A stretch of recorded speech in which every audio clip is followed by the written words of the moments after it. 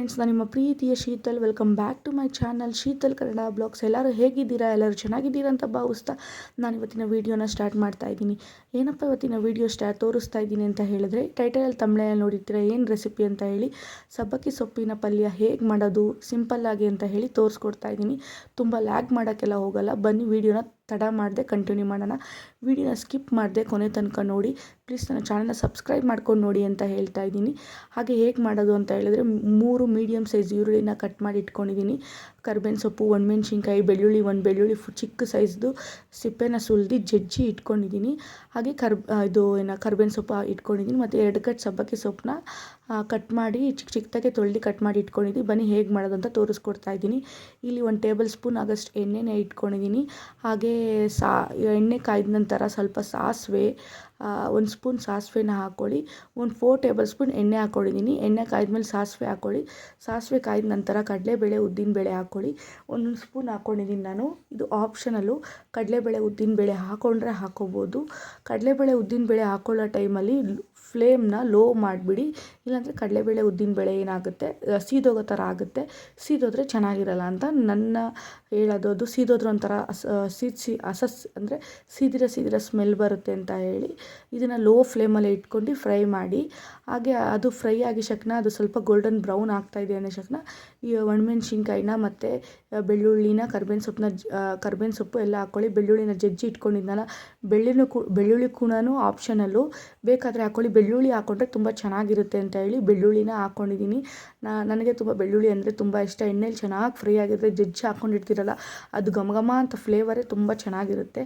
ಹಾಗೆ ಇವಾಗ ಒಂದು ಮೀಡಿಯಮ್ ಸೈಜ್ ಈರುಳ್ಳಿನ 4 ಕಟ್ ಮಾಡಿ ಇಟ್ಕೊಂಡಿದ್ನಲ್ಲ, ಅದನ್ನು ಕೂಡ ಹಾಕ್ಕೊಂಡು ಅದನ್ನು ಕೂಡ ಚೆನ್ನಾಗಿ ಗೋಲ್ಡನ್ ಬ್ರೌನ್ ಬರೋವರೆಗೂ ಫ್ರೈ ಮಾಡ್ಕೊಳ್ಳಿ. ಫ್ರೈ ಮಾಡ್ಕೋಬೇಕು. ಅದನ್ನು ಗೋಲ್ಡನ್ ಬ್ರೌನ್ ಬರೋ ಅಷ್ಟೊತ್ತು ಫ್ರೈ ಮಾಡ್ಕೊಂಡಾದಮೇಲೆ ಮಧ್ಯದಲ್ಲಿ ಉಪ್ಪು ಸೇರಿಸ್ಕೊಳ್ಳಿ. ಯಾಕಪ್ಪ ಇವಾಗೆ ಉಪ್ಪು ಸೇರಿಸ್ಕೊತಾ ಇದ್ದೀನಿ ಅಂತ ಹೇಳಿದ್ರೆ, ಸೊಪ್ಪು ಹಾಕೊಳ್ಳೋ ಟೈಮಲ್ಲಿ ಉಪ್ಪು ಹಾಕ್ಕೊಂಡ್ರೆ ನನಗೆ ಮಿಕ್ಸ್ ಮಾಡೋಕ್ಕೂ ತುಂಬ ಕಷ್ಟ ಆಗುತ್ತೆ. ಮತ್ತು ತುಂಬ ಕ್ವಾಂಟಿಟಿ ಇದೆ ಅಂತ ಹೇಳ್ಬಿಟ್ಟು ಸ್ವಲ್ಪ ಜಾಸ್ತಿ ಕೂಡ ಹಾಕೊಂಡ್ಬಿಟ್ರೆ ಉಪ್ಪು ರೋಸ್ ಆಗಿಬಿಡುತ್ತೆ. ಅಂದರೆ ಉಪ್ಪು ಜಾಸ್ತಿ ಆಗಿಬಿಡುತ್ತೆ, ತಿನ್ನೋಕ್ಕೆ ಇಷ್ಟ ಆಗೋಲ್ಲ. ನಾನು ಒಂದು ಸತಿ ಈ ಥರ ಉಪ್ಪು ಜಾಸ್ತಿ ಮಾಡಿಬಿಟ್ಟಿದ್ದೀನಿ. ಸೊ ಅದಕ್ಕೆ ಏನು ಮಾಡಿಬಿಡ್ತೀನಿ, ನಾನು ಈರುಳ್ಳಿಗೆ ಉಪ್ಪು ಇವಾಗ ಫ್ರೈ ಮಾಡ್ತಾ ಇದ್ದೀನಲ್ಲ, ಈರುಳ್ಳಿ ಎಲ್ಲ ಫ್ರೈ ಮಾಡಿದಾಗೆ ಉಪ್ಪು ಹಾಕ್ಕೊಂಡ್ಬಿಡ್ತೀನಿ. ಮತ್ತು ನಾನು ಸೊಪ್ಪಿಗೆ ಉಪ್ಪು ಹಾಕ್ಕೊಳ್ಳೋಕೆ ಹೋಗಿಲ್ಲ. ಆಮೇಲೆ ನೋಡ್ಕೊಂಡು ಏನಾದರೂ ಟೇಸ್ಟ್ ಮಾಡಿ, ಏನಾದರೂ ಕಡಿಮೆ ಇದ್ದರೆ ಮಾತ್ರ ಸ್ವಲ್ಪ ಸೇರಿಸ್ಕೊತೀನಿ. ಇದು ನಾನು ಮಾಡೋದು. ಅಂದರೆ ನಾನು ಈ ರೀತಿ ಮಾಡ್ತೀನಿ. ನೀವು ಬೇಕಾದರೆ ಸೊಪ್ಪು ಫ್ರೈ ಮಾಡಾದ್ಮೇಲೆ ಸೊಪ್ಪು ಕೂಡ ನೀವು ಹಾಕ್ಕೋಬೋದು. ನಾನು ಇದಕ್ಕೆ ನೋಡಿ 1 ಸ್ಪೂನ್ ಆಗೋಷ್ಟು ಉಪ್ಪು ಹಾಕ್ಕೊಂಬಿಟ್ಟೆ. ಮತ್ತು ನಾನು ಉಪ್ಪು ಹಾಕ್ಕೊಳ್ಳೋಕ್ಕೆ ಹೋಗಲಿಲ್ಲ. ಸೊಪ್ಪನ್ನ ಕ್ವಾಂಟಿಟಿ ನೋಡ್ಕೊಂಡು ಉಪ್ಪು ಹಾಕ್ಕೊಂಡ್ರೆ ಫುಲ್ಲು ಜಾಸ್ತಿ ಆಗೋಗ್ಬಿಡುತ್ತೆ. ನೋಡ್ಕೊಂಡು ಸೇರಿಸ್ಕೊಳ್ಳಿ, ಆಯಿತಾ. ಇದು ಏನಪ್ಪ ಇದಕ್ಕೆ ಬೆನಿಫಿಟ್ಟು ಅಂತ ಹೇಳಿದ್ರೆ, ಏನಕ್ಕಪ್ಪ ಈ ಸೊಪ್ಪು ಬೆನಿಫಿಟ್ಟು ಅಂತ ಹೇಳಿದ್ರೆ, ಬಾಣ್ತಿರ್ಗೂ ತುಂಬ ಬೆನಿಫಿಟ್ಸು. ಫೀಡ್ ಮಾಡೋ ಮದರ್ಸ್ಗೆ ಅಂತ ತುಂಬ ಹೆಲ್ತ್ ಕೂಡ ಒಳ್ಳೆಯದು. ಅವ್ರು ಫೀಡ್ ಮಾಡಿಸ್ತಾರಲ್ಲ, ತುಂಬ ಚೆನ್ನಾಗಿರುತ್ತೆ ಅಂತ ಹೇಳಿ, ಹಾಲು ಕೂಡ ಚೆನ್ನಾಗಿ ಬರುತ್ತೆ ಅಂತ ಹೇಳಿ ಹೇಳ್ತಾರೆ ಸಬ್ಬಕ್ಕಿ ಸೊಪ್ಪು ತಿಂದರೆ. ಸೊ ಅದಕ್ಕೆ ಈ ಥರ ಮಾಡ್ಕೊಂಡು ತಿನ್ನಿ. ಯಾರೆಲ್ಲ ನನ್ನ ವೀಡಿಯೋಸ್ ನೋಡ್ತಾ ಇದ್ದೀರಾ ಅವ್ರು ಈ ಥರ ಮಾಡ್ಕೊಂಡು ತಿನ್ನಿ ಅಂತ ಹೇಳ್ತಾ ಇದ್ದೀನಿ. ಇವಾಗ ಇದನ್ನು ಚೆನ್ನಾಗಿ ಮಿಕ್ಸ್ ಮಾಡ್ಕೋಬೇಕು. ನೋಡಿ ತುಂಬ ಆಗೋಗ್ಬಿಟ್ಟಿದೆ. ಏನಪ್ಪ ದೊಡ್ಡ ಪಾತ್ರೆ ಇಟ್ಕೋಬೋದಿತ್ತಲ್ಲ, ಇಷ್ಟೇ ಚಿಕ್ಕ ಪಾತ್ರೆಯಲ್ಲಿ ಇಷ್ಟು ತುಂಬ ಆಗೋಗ್ಬಿಟ್ಟಿದೆ ಅಂತ ಅನ್ಕೋಬೇಡಿ. ನೋಡಿ ಇವಾಗ ಬೆಂದಾದ್ಮೇಲೆ ಎಷ್ಟು ಆಗೋಗ್ಬಿಟ್ಟಿದೆ. ಇವಾಗ ನೀರು ಬಿಟ್ಕೊತಿದೆ ನೋಡಿ. ಇದು ಫುಲ್ಲು ಸಿಯೋವರೆಗೂ ನೀವು, ಆದರೆ ಫುಲ್ಲು ಅದು ಡ್ರೈ ಆಗೋವರೆಗೂ ಚೆನ್ನಾಗೆ ಸೊಪ್ಪನ್ನ ಬೇಯಿಸ್ಬೇಕು. ನಾನು ಯಾವುದೇ ರೀತಿ ನೀರಿಗೆ ಏನು ಹಾಕ್ಕೊಂಡಿಲ್ಲ. ನೋಡಿ ಎಷ್ಟು ನೀರಿದೆ ಅಂತ ಹೇಳಿ.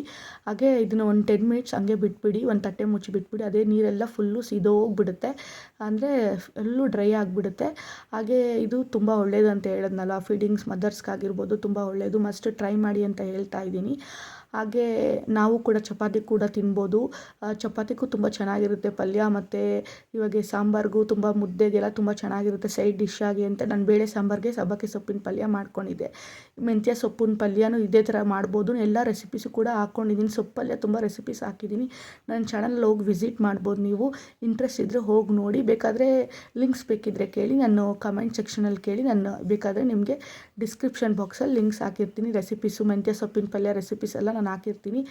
ಸೊ ಈ ವಿಡಿಯೋ ನಿಮ್ಗೆಲ್ಲರಿಗೂ ಇಷ್ಟ ಆಗುತ್ತೆ ಅಂತ ಅಂದ್ಕೊಂಡಿದ್ದೀನಿ. ಇಷ್ಟ ಆದರೆ ಪ್ಲೀಸ್ ಲೈಕ್ ಮಾಡಿ, ಶೇರ್ ಮಾಡಿ, ಕಮೆಂಟ್ ಮಾಡಿ, ನನ್ನ ಚಾನಲ್ನ ಸಬ್ಸ್ಕ್ರೈಬ್ ಮಾಡ್ಕೊಂಡು ನೋಡಿ ಅಂತ ಹೇಳ್ತಾ ಇದ್ದೀನಿ. ಇವಾಗ ಸರ್ವ್ ಮಾಡಿದೆ ಹೇಗಿತ್ತು ಅಂತೇಳಿ ನನ್ನ ತಂಗಿಗೂ ಕೂಡ ಕೇಳಿದೆ. ತುಂಬ ಟೇಸ್ಟ್ ಚೆನ್ನಾಗಿತ್ತು ಅಂತ ಹೇಳಿದ್ಲು. ಪ್ಲೀಸ್ ಈ ವಿಡಿಯೋ ಏನಾದರೂ ಇಷ್ಟ ಆಗಿದರೆ ಲೈಕ್ ಮಾಡಿ, ಶೇರ್ ಮಾಡಿ, ಕಮೆಂಟ್ ಮಾಡಿ. ಪ್ಲೀಸ್ ನನ್ನ ಚಾನಲ್ನ ಸಬ್ಸ್ಕ್ರೈಬ್ ಮಾಡ್ಕೊಂಡು ನೋಡಿ. ಪ್ಲೀಸ್ ನನಗೆ ಸಪೋರ್ಟ್ ಮಾಡಿ. ಮತ್ತು ನೆಕ್ಸ್ಟು ವಿಡಿಯೋದಲ್ಲಿ ಸಿಗ್ತೀನಿ, ಇಂಟ್ರೆಸ್ಟಿಂಗ್ ವಿಡಿಯೋದಲ್ಲಿ. ಹಾಗೆ ಮತ್ತು ಯಾವ ರೀತಿ ರೆಸಿಪೀಸ್ ಬೇಕು ಅಂತ ಕಮೆಂಟ್ ಸೆಕ್ಷನಲ್ಲಿ ತಿಳಿಸಿ. Thank you for watching with lots of love. Bye.